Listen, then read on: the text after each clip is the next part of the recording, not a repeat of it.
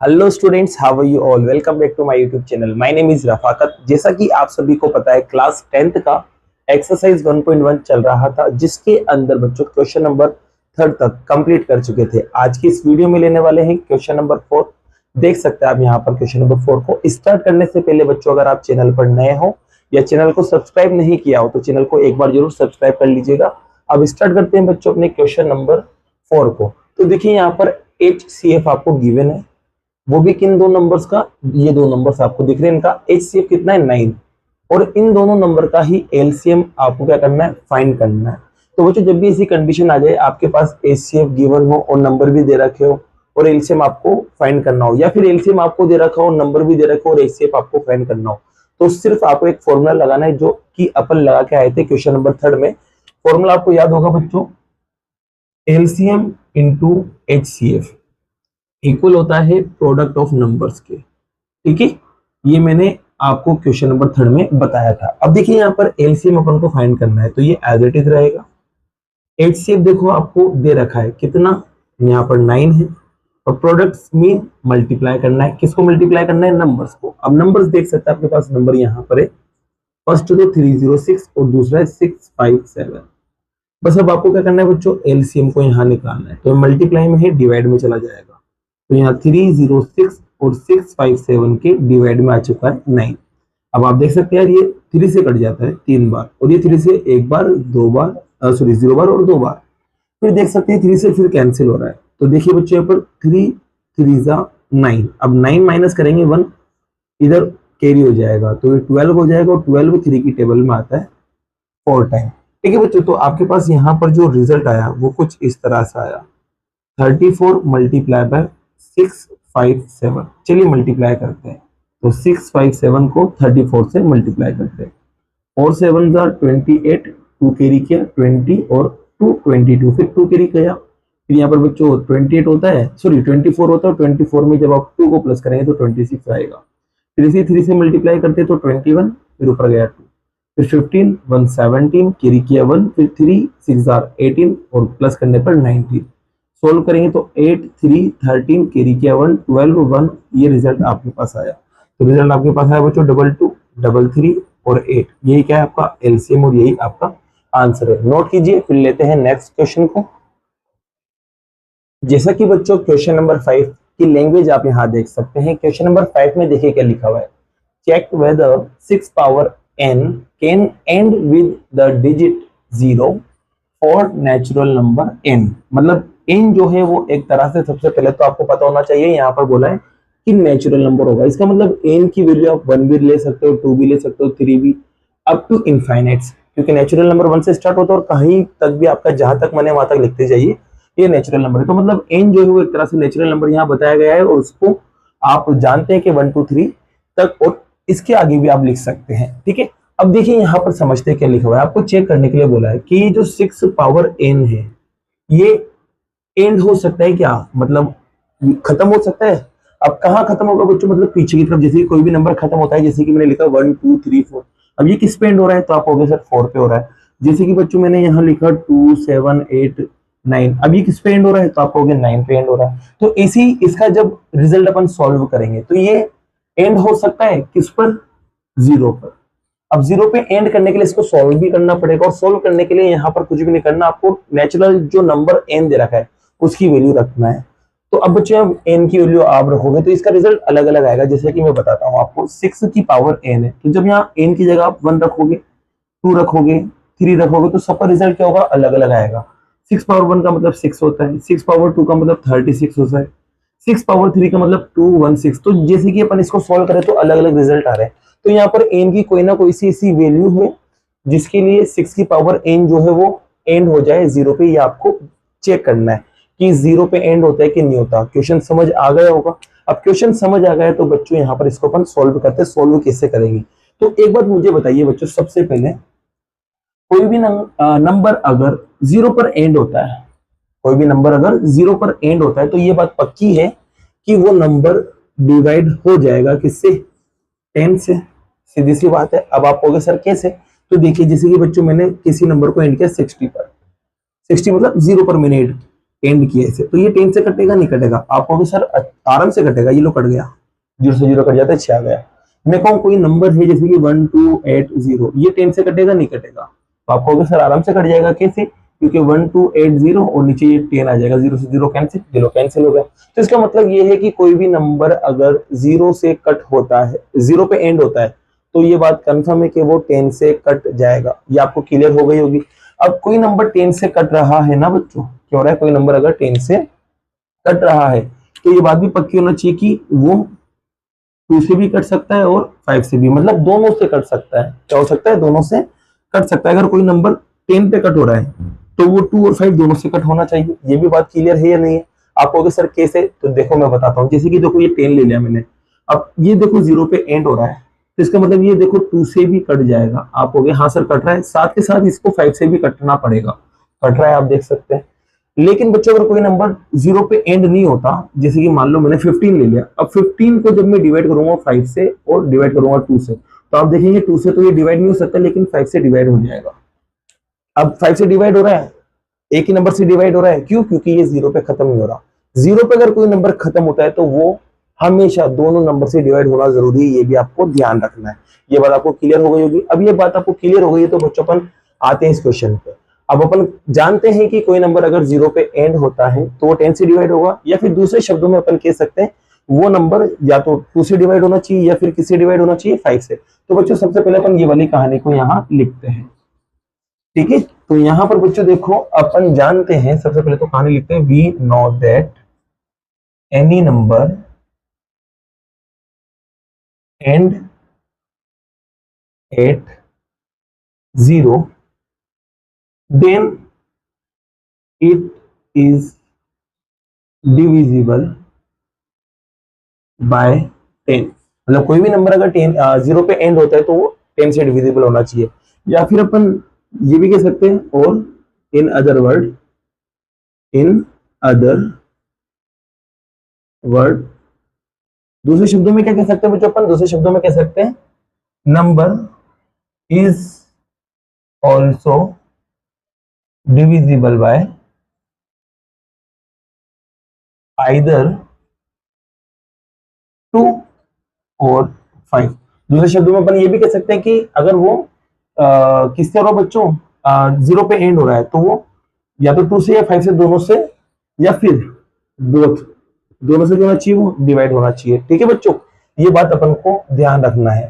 तो अब यहाँ पर देखो बच्चों, ये कहानी अपन को पता चली कि कोई नंबर अगर 0 पे खत्म होता है तो वो दोनों से कटना चाहिए, ये बात अपन को पता चली। अब देखिए बच्चों, यहाँ पर अपन उठाते हैं इस क्वेश्चन को। तो यहाँ पर ये मैंने 6 पावर n को उठाया, तो 6 पावर n को उठाया तो बच्चों मैंने 6 के फैक्टर करे। क्या करे? 6 के फैक्टर। तो 6 के फैक्टर सभी को आते हैं, 2 मल्टीप्लाई 3 होता है, और यहाँ पर मैंने लिख दिया n। 6 के फैक्टर एज इट इज और n एज इट इज। अब मैंने जिसे फैक्टर किया ना, तो मेरी नजर पड़ी यार यहाँ पर ये जो दोनों नंबर्स थे, ये दोनों जो नंबर है इसमें देखो 2 तो आ रहा है, मतलब ये 2 से तो कैंसिल हो जाएगा, लेकिन इसके अंदर 5 नहीं आ रहा है, या फिर 5 से कट होने वाला कोई नंबर यहाँ आ नहीं रहा है। तो अपन कह सकते हैं इसके प्राइम फैक्टराइजेशन में 2 तो है, इसका मतलब ये 2 से डिविजिबल है, लेकिन ये 5 से डिविजिबल नहीं है।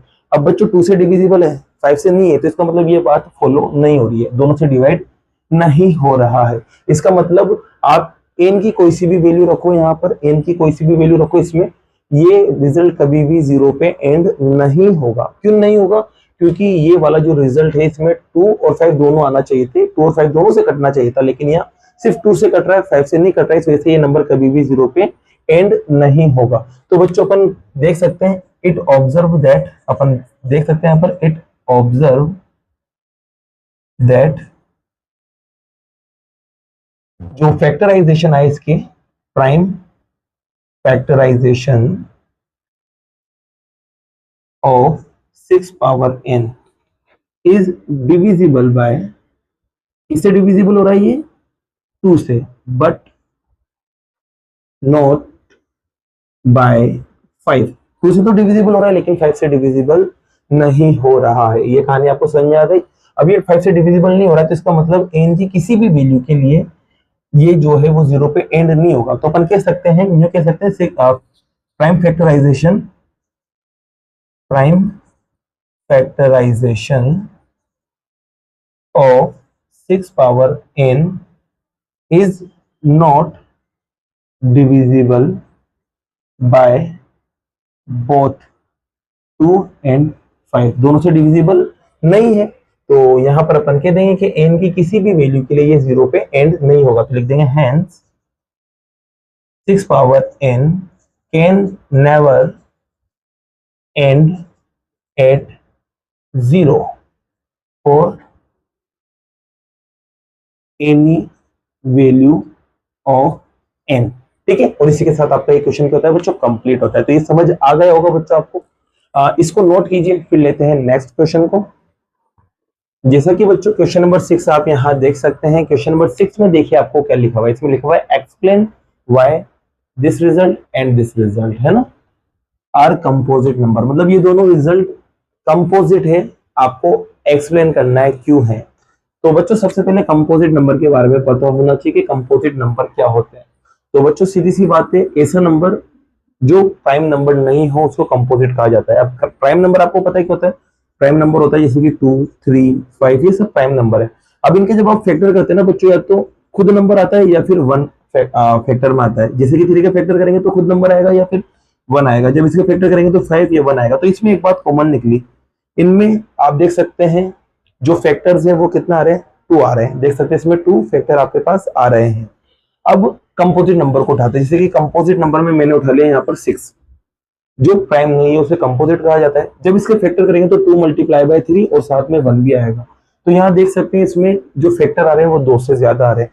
तो कंपोजिट नंबर की अगर बात होगी ना, तो आप इतना सा ध्यान रखना, जिस नंबर में अगर फैक्टर 2 से ज्यादा होते हैं वो क्या कहलाते हैं, कंपोजिट कहलाते हैं। तो अब बस मुझे यहाँ बताना है कि ये कंपोजिट है नहीं, तो कंपोजिट के लिए मैं क्या करूंगा, फैक्टर को चेक कर लूंगा। अगर फैक्टर 2 से ज्यादा मुझे दिखेंगे तो कह दूंगा दोनों के दोनों कंपोजिट है। तो आइए बच्चों क्वेश्चन को सॉल्व करते हैं। अब इसको उठाते देखो सबसे पहले, तो यहाँ पर देखो बच्चों लिखा 7, 11, 13 और प्लस में 13। अब आप देखेंगे इन दोनों में एक तो ये टर्म है और एक ये टर्म है, इसमें 2 टर्म्स आ रही है, मल्टीप्लाई में एक ही टर्म मानी जाती है, तो ये एक टर्म है और ये दूसरी टर्म है। दोनों में कुछ कॉमन आ रहा है, तो आप कहोगे सर 13 कॉमन आ रहा है, तो 13 को बाहर निकाल लेते हैं। 13 को जैसे बाहर निकालेंगे 13 कैंसिल हो जाएगा, 7 और 11 यहाँ बचेगा। यहाँ पर प्लस साइन ये वाला, फिर 13 से 13 वन टाइम कट हो जाएगा। अब यहाँ पर बच्चों देखो 13 बचा, चलो इसको सोल्व करते हैं। यहाँ पर 77 आएगा, 77 के बाद यहाँ पर आपके पास आएगा, प्लस का 1 करेंगे तो 78 आएगा। अब देखिए बच्चों यहाँ पर मैंने ऐसा क्यों किया, ऐसा इसलिए किया क्योंकि यहाँ पर देखो क्या आ रहा था प्लस, और जब आप फैक्टर करते तो सब जगह क्या आना चाहिए, मल्टीप्लाई। तो अब देखो मैंने जैसे ये शक्ल बनाई तो यहाँ पर देखो मल्टीप्लाई आ चुका है, नजर आ रहा होगा आपको, तो मल्टीप्लाई आ गया, बहुत अच्छी बात है। इसी बच्चों इस क्वेश्चन को भी उठाते हैं, इसमें भी देखो यहाँ प्लस आ रहा है, तो पहले प्लस वाले साइन को अपन यहाँ खत्म करेंगे। तो प्लस वाले साइन को खत्म करने के लिए बच्चों पहले तो मैं इस क्वेश्चन को यहाँ लिखता हूँ। देख सकते हैं आप, मैंने यहाँ क्वेश्चन लिखा और पीछे चल रहा था बच्चों 5। अब आप देखेंगे इसमें भी एक तो टर्म ये है और दूसरी टर्म ये है, दोनों में 5 आ रहा है, तो 5 को अपन कॉमन निकाल लेते हैं। तो 5 कॉमन निकालेंगे, 5 कट जाएगा, बचा के रह जाएगा 7, 6, 4, 3 और 2 और साथ में 1। 7, 6, 4, 3, 2, 1, प्लस में 5 से 5 कट गया, बचा क्या, सिर्फ 1 बचा। ठीक है, अब देखिए बच्चों यहाँ पर सॉल्व करते हैं। पहले तो देखिए यहाँ पर इसको इससे मल्टीप्लाई करते हैं, तो 7 6 होता है 42। ठीक है, 7 6 42, यहाँ तक रुक जाते हैं। अब पीछे से मल्टीप्लाई करते हैं पहले, 2 6 और 6 को इससे मल्टीप्लाई करेंगे तो बचा जाएगा 24। ठीक है, 6 4 24। चलो मल्टीप्लाई करते हैं। अब 4 को 2 से करेंगे 8, 4 को 4 से करेंगे 16, 2 को 2 से करेंगे 4, 2 को इससे करेंगे 8।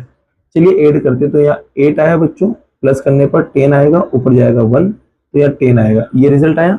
तो यहाँ पर इनको मल्टीप्लाई करने पर तो 1008 आया, और पीछे यहाँ पर 1 भी तो है, तो 1008 में 1 प्लस होगा तो 1000 कितना बनेगा बच्चों, 9 बनेगा। ये आपके मल्टीप्लाई करने पर आया। अब बच्चे देखिए यहाँ पर मैं इसको कुछ ऐसे लिख सकता हूँ क्या, 13 मल्टीप्लाई बाय 78 मल्टीप्लाई बाय 1, क्योंकि जिसमें कुछ फैक्टर नहीं होता उसका 1 फैक्टर अपन लगा सकते हैं। एक्स्ट्रा बेसिस के फैक्टर हो रहे हैं, लेकिन अपन यहाँ फिर भी 1 लगा सकते हैं क्योंकि अपना काम आसान हो जाएगा। यहाँ पर भी देखिए 5 मल्टीप्लाई बाय 1000 मल्टीप्लाई बाय 1, तो यहाँ आप देख सकते हैं इन दोनों नंबर्स में क्या हो रहा है, फैक्टर्स जो है वो 2 से ज्यादा आ रहे हैं। देख सकते हैं यहाँ पर भी 3 फैक्टर और यहाँ पर भी 3 फैक्टर है। अब 2 से ज्यादा फैक्टर है तो इसका मतलब ये दोनों जो नंबर है वो कैसे होंगे, कंपोजिट नंबर होंगे। तो यहाँ लिख देंगे बच्चों, हेंस देयर आर, मैं बोल देता हूँ आप लिख देना, hence there are more than 2 factors. So given number are composite number, ठीक है, और हैंड्स प्रूफ कर देना और क्वेश्चन नंबर 6 आपका कंप्लीट हो जाएगा। तो नोट कीजिए, फिर लेते हैं नेक्स्ट क्वेश्चन को। जैसा कि बच्चों क्वेश्चन नंबर 7 जो कि एक्सरसाइज 1.1 का लास्ट क्वेश्चन है, आप यहाँ देख सकते हैं। लैंग्वेज को समझते मैंने थोड़ा शॉर्ट कर दिया लैंग्वेज को। यहाँ पर एक सर्कुलर पार्क है बच्चों, ठीक है। अभी सर्कुलर पार्क जो है बच्चों वो एक स्पोर्ट फील्ड के अराउंड है। जैसे कि इसका मतलब ये है कि यहाँ पर एक ये फील्ड था, ठीक है, और इसकी चारों तरफ एक पार्क बनाया गया है बच्चों। क्या बनाया गया है? एक पार्क। अब ये पार्क में बच्चों क्या है, एक तरह से जॉगिंग करने के लिए यूज किया जाता है। आपने देखा होगा गार्डन के आइट साइड बाउंड्री बनाई जाती है पार्क में, उसमें जॉगिंग करने के लिए एक ट्रैक तैयार किया जाता है। तो एक तरह से उसकी बात की जा रही है, ठीक है। और ये बीच में एक फील्ड है, एक मैदान है, स्पोर्ट फील्ड। अब क्या होता है बच्चों, दो बंदे हैं, एक तो सोनिया और एक रवि।